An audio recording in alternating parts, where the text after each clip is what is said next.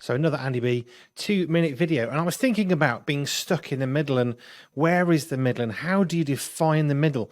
If you take a straight line and you measure it, you can split it in half and you can find the middle. That's fairly straightforward. You take 10 divided by 2, you got 5. That's the middle.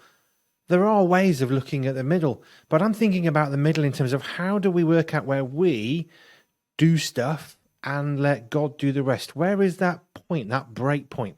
I'm using the middle because it's often said we do our part and God does his part and, 50-50. We kind of think in those ways. And sometimes it might be 1% on our effort and 99% by God. And actually, sometimes I think we do an awful lot more.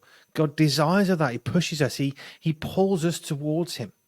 So I've been thinking, how much is it that we do? How much should we do when God's asking us to obey him and not just to be, but to do?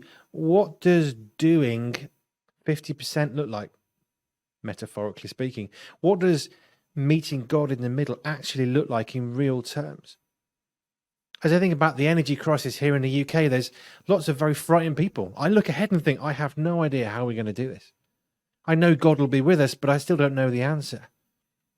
So as a family, we're meeting God in the middle. We're looking at our finances and we're saying, where can we cut back? Now, there's basically nowhere we can cut back.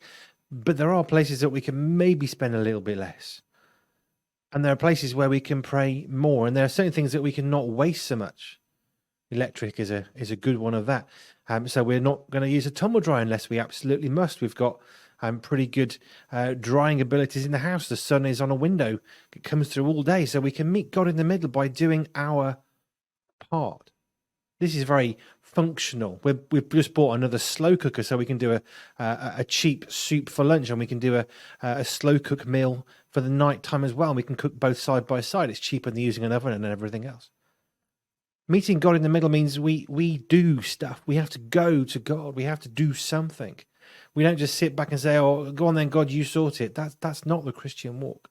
So where is God asking you to meet him in the middle by doing something for him? Maybe it's looking at your own finances and saying, how can I best use this for God's kingdom?